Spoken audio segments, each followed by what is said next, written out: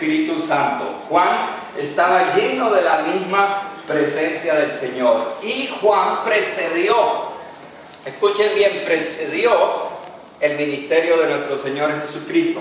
Escuchen bien, cuando un rey en aquella época iba a visitar un lugar, siempre enviaban delante personajes que lo anunciaban, personajes que lo proclamaban, personajes que preparaban el ambiente para cuando viniera el rey.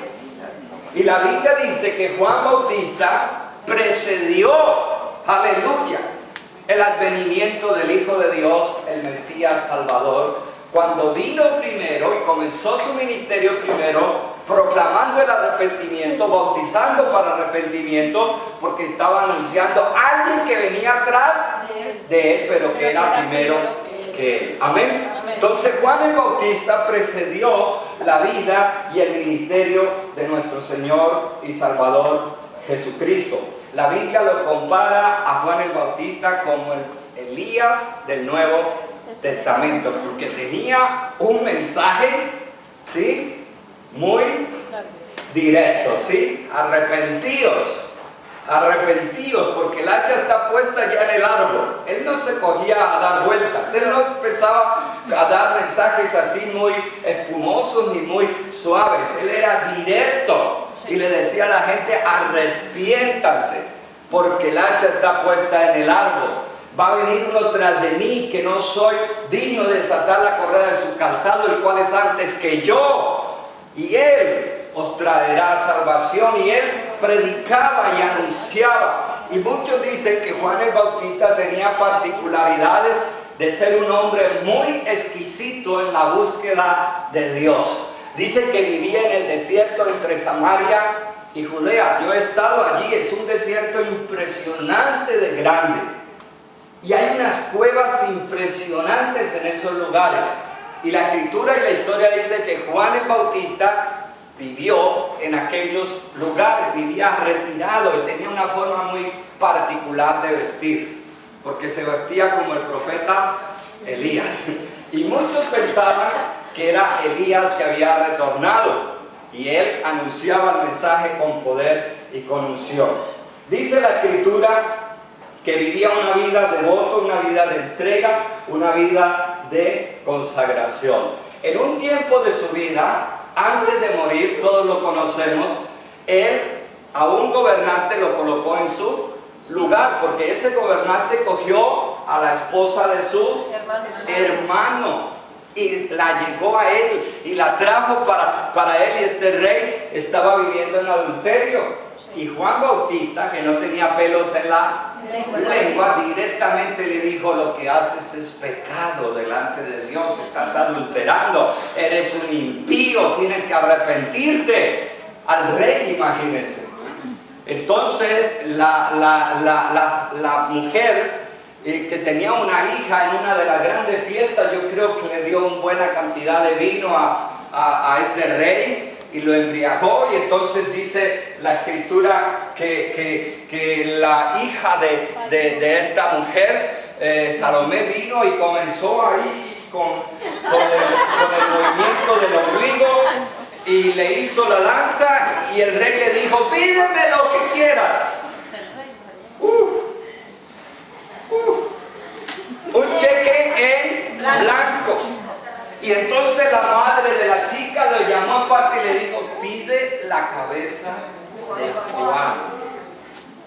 Mire, la Biblia dice que este rey respetaba a Juan y amaba a Juan, y le dio dolor cuando hubo esta petición, pero como había hecho un voto, tuvo que cumplirlo, y trajo y puso delante de la chica la cabeza de Juan en una bandeja. Increíble, hermanos, este profeta de Dios, este hombre de Dios.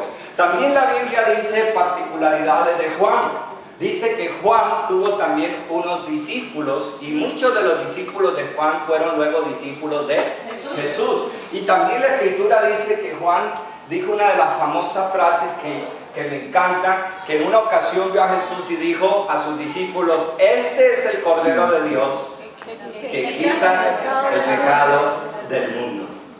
Juan espectacularmente fue un hombre con una voz profética y con palabra de Dios en su boca. Amén. Y creo que lo que más lo recordamos fue cuando bautiza a Jesús, ¿cierto? Como era Juan el Bautista, Juan el que bautizaba, la gente para mostrar que se arrepentía no levantaba la mano, no pasaba al frente, no hacía una oración de fe. El paso que daban para mostrar su arrepentimiento y que se volvían a Dios era que corrían a donde estaba Juan para ser bautizados. Y la gente venía por multitudes a ser bautizadas. Y dice la Escritura que en cierto día en el Jordán vino alguien y entró en el agua. Y cuando Juan le vio, dijo: pero Señor, yo necesito ser bautizado por ti. ¿Cómo me pides tú que yo te bautice? Y Jesús le dijo: es necesario que cumplamos toda justicia. Y Juan finalmente, viendo a su Señor, porque él reconoció al Mesías Salvador, al Mesías Rey, ¿sí? Dice la Escritura que le bautizó. Y ahí todos conocemos ese momento histórico cuando se oyó la voz que decía y bajó el Espíritu Santo en forma de paloma sobre Jesús: y este es mi Hijo amado en el cual tengo mi complacencia. Hermanos, Juan es un personaje extraordinario. Juan sabía que era un embajador. Juan sabía que era una persona que proclamaría y que prepararía el camino para la venida del Cristo Salvador, del Cristo sufriente, del Salvador del mundo. En cierta ocasión la Escritura nos narra, nos da la idea de que Juan había logrado tanta popularidad, porque todos le querían y le temían y le respetaban. Qué fuerte, ¿no? Venía Juan y decían: bueno, ¿qué va a pasar hoy? Llegó Juan el Bautista. ¿Cuál será su mensaje? Todos sus pecados comenzaban a revolverse la gente, las multitudes, y le hablaba muy fuerte ¿a quiénes? A los que decían una cosa y vivían otra, a los religiosos, porque la religión es esa. La religión es que tú dices que eres una cosa, pero practicas otra. Y Juan Bautista llegaba y ¡bum!, como una espada, ¿no? ¿Sí? ¿Quién los anticipó de la ira del Señor?